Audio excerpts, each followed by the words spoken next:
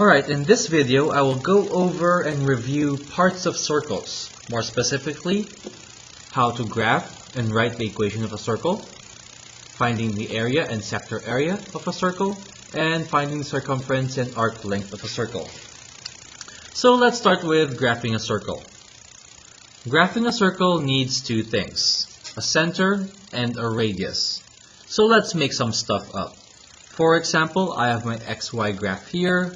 Let me randomly pick, I don't know, this as my center. Okay? So my center is at 1, 2, 3, 2.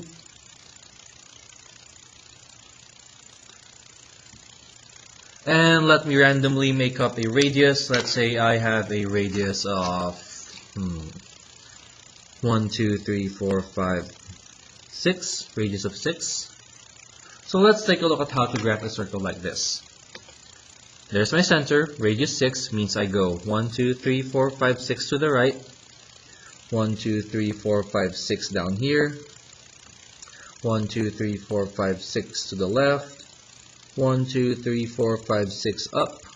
And do your best to connect these in a circular manner. Or what I'm going to take out is I have a compass. So let me take care of that using compass. The way you work this particular compass, this goes on the center, as such. Then this other hole, slides over, needs to match up to that point. Let me lock it in place. So I'm going to hold my finger down here and draw my circle.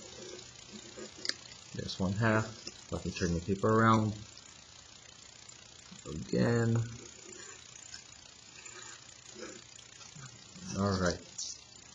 So there's my center with my circles with center 3, 2 and radius equals 6, which is this line right here.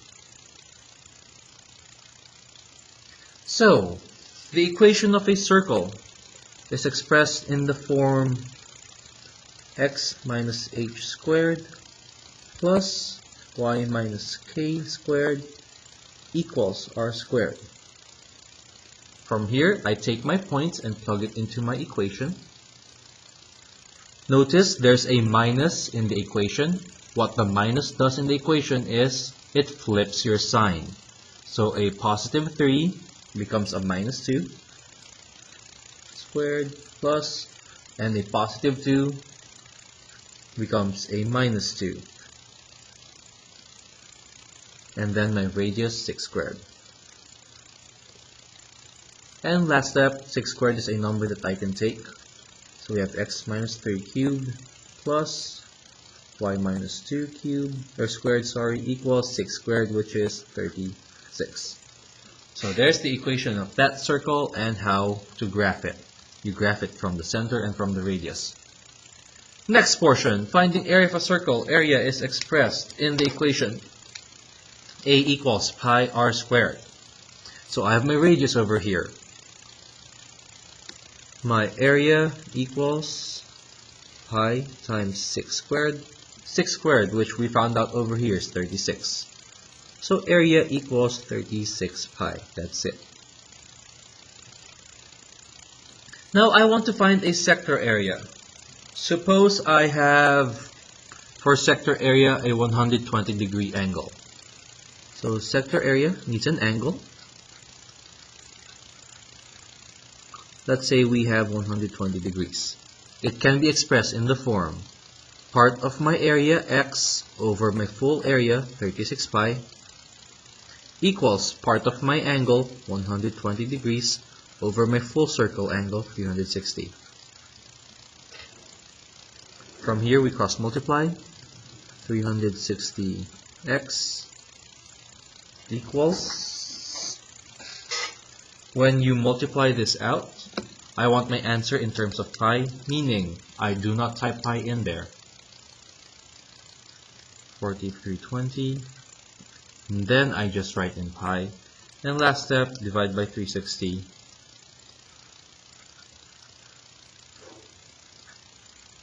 to get x equals 12 pi. So that's my sector area for a 120-degree angle.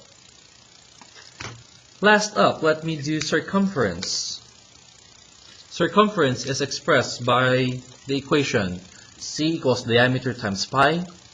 Radius is 6, which means down here also 6, which means my full diameter is 12. So diameter equals 12, which means circumference equals 12 pi. Alright. Next up, we have arc length. Arc length can be expressed by the equation x, my arc length, part of the circumference, over my full circumference equals my angle. Let's say we have an angle of 45 degrees as an example.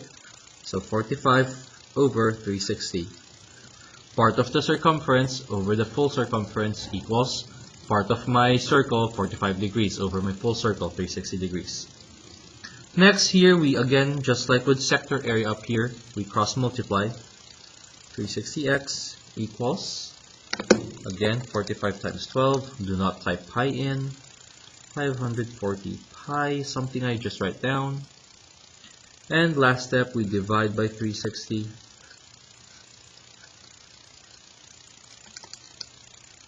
To get x equals 1.5 pi. So there you have parts of circles. Parts of circles.